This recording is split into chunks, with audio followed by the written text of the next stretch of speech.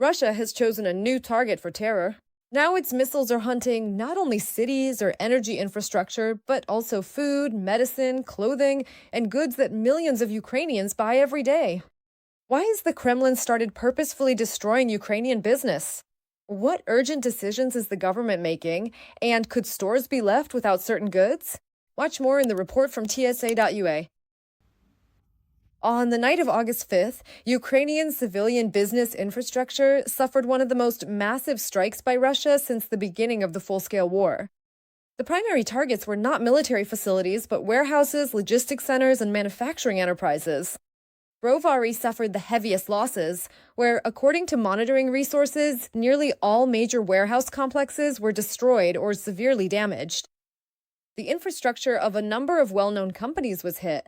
Novopochta, Novus, Rosetka, Fozzy Group, Silpo, Epicenter, Intertop, Puma, Likimoly Ukraine, Robin Ukraine, Brockbridge, and other enterprises. Such attacks have not only economic consequences. The destruction of warehouses means disrupted deliveries, loss of goods, interruptions in company operations, and additional costs for recovery. This is a blow to logistics, jobs, and the ability of businesses to operate even far from the front line. On propaganda channels, they don't even hide the fact that there are no military targets in such attacks. The sole purpose of the strikes is terrorizing the civilian population. The strikes as of today, our strikes on Kyiv are more, to a greater extent, a media component rather than a military one. Honestly, serious targets in Kyiv itself. If I'm not counting critical civilian infrastructure objects like the Kyiv HPP, for example, I don't think there are any there. In my view, everything happening today fits into the logic of who will outlast whom in terms of the burden currently being placed on the state's civilian population. Footage of ballistic missile launches at civilian targets in Kyiv and the surrounding region spreads instantly across Z-channels. Andriy Kovalenko, head of the Center for Countering Disinformation at the NSDC, says outright this is a cheap performance for the domestic audience. The Russian population is already struggling to digest this new reality. Shortages of basic goods, daily raids on their own cities, and fires that cannot be extinguished for weeks. To somehow calm this plebs who are whining all over social media, the authorities are forced to feed them a picture of so-called retribution. Meanwhile, Prime Minister of Ukraine Serhiy Koretsky held an urgent meeting with representatives of business, retail, and logistics companies due to massive enemy strikes on civilian and warehouse infrastructure. He stated that the state is ready to provide businesses with priority access to available premises for the dispersal of warehouse capacities. The government, together with businesses, is working on solutions that will help prevent disruptions in the supply of food, medicine, and other essential goods, primarily to frontline regions. Russia is shifting to a new tactic of economic pressure. Freelance advisor to the president of Ukraine on defense technology development, Serhiy Flash Beskresnov, has urged Ukrainian businesses to review their logistics and distribute their warehouse capacities right now. According to the expert, Russia is preparing for systematic strikes on civilian logistics infrastructure. This refers to warehouses, distribution centers, and trade hubs.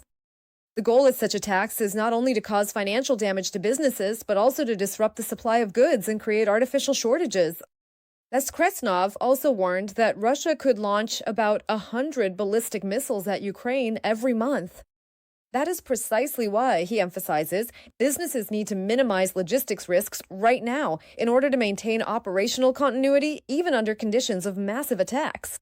For those who have a business, for those who have warehouses, try to diversify your risks. Try not to have very high traffic and avoid drawing our enemy's attention to your facilities. And you shouldn't, if you have, for example, a fleet of vehicles, you shouldn't have several hundred semi-trucks parked in one place, right? I already see in the morning how many businesses are spreading out the trucks. That is a very correct decision. You don't need to create this concentration. And try to restructure your logistics channels. I understand that. It's difficult. I managed the logistics and transport logistics department at Vodafone for many years. I understand that it's difficult, but I also understand that it's possible. In other words, there shouldn't be any large warehouses, at least temporarily. Try to look for subleases, small warehouses, try to store things in stores, and restructure your logistics. But this is a matter of survival. There will be more and more attacks. And the enemy will be looking for these kinds of warehouses of ours in order to strike them and cause us to have a shortage of various goods. Serhiy Biskresnov also urged Ukrainians to immediately leave the premises of epicenter chain stores and other large supermarkets during air raid alerts. According to him, citizens have only a few minutes after the siren to protect themselves from ballistic missile or drone strikes. Every tragedy happens for the first time eventually, and you shouldn't stay in epicenter stores during air raid alerts right now. If you wish well for yourself and your family, please, you have a few minutes to leave the store premises. This applies to ballistic missile alerts, and it applies to Shahad drone alerts. And so analysts and military observers are increasingly saying that the war is entering a new phase. While Russia previously mainly destroyed Ukrainian energy infrastructure in frontline cities, it is now systematically striking civilian logistics and businesses. In recent months, postal hubs, shopping centers, and warehouses of large companies have come under attack, and now food logistics centers as well.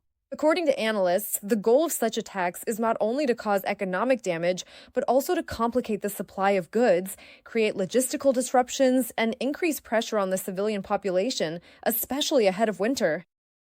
As experts note, this strategy is a continuation of a campaign that previously included massive strikes on the energy system, fuel infrastructure, as well as cities and civilian objects. Now, enterprises that Ukrainians rely on for their daily supply of goods are increasingly finding themselves in the crosshairs.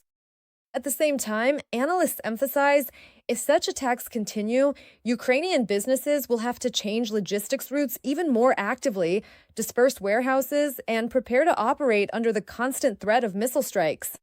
The consequences of these strikes may be felt by millions of shoppers, from books to clothing and footwear that have already been destroyed and were supposed to appear in stores in the near future.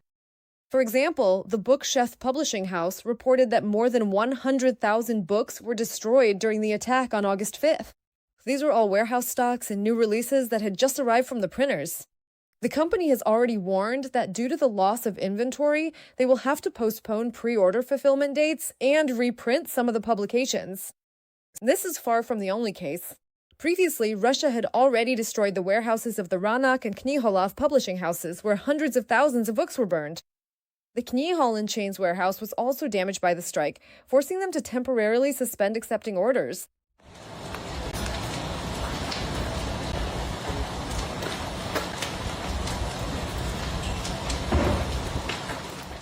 Shoppers of clothing and footwear will also feel the consequences. Puma Ukraine stated that after the complete destruction of its logistics complex, a shortage of certain brand products is possible in Ukraine in the coming weeks, or even months. Intertop Ukraine also reported the loss of one of its key logistics centers. The company notes that along with the warehouse, a significant portion of inventory was destroyed and the entire logistics system is currently being restructured. Pharmaceutical companies Pharmak and Darnitsa have also been repeatedly attacked. Production facilities of the Russian and Millennium confectionery corporations, as well as the ice cream manufacturer La Sumka, were damaged. Food industry enterprises and warehouses of beverage and food producers also suffered destruction. Factories producing packaging, plastics, building materials, and light industry enterprises also came under attack. In early June, the enemy completely incinerated an ATB warehouse near Dnipro. 38,000 square meters of ruins. This center supplied 300 stores. A store in Chernihiv was also attacked. The company managed to keep the situation under control by urgently rerouting logistics to other regions, even though social media was flooded with images of empty shelves. In large cities, there are only a few such centers for each chain, and it is from there that hundreds of trucks with products depart every day. If such a facility is destroyed, the logistics chain is broken. It is impossible to quickly replace such capacity, which creates a direct risk of shortages and inevitably provokes price increases. And what do you think? Should Ukraine respond in kind to attacks on civilian infrastructure? Write your opinion in the comments. If this story was useful to you, please support it with a like and subscribe to TSN so you don't miss the most important news.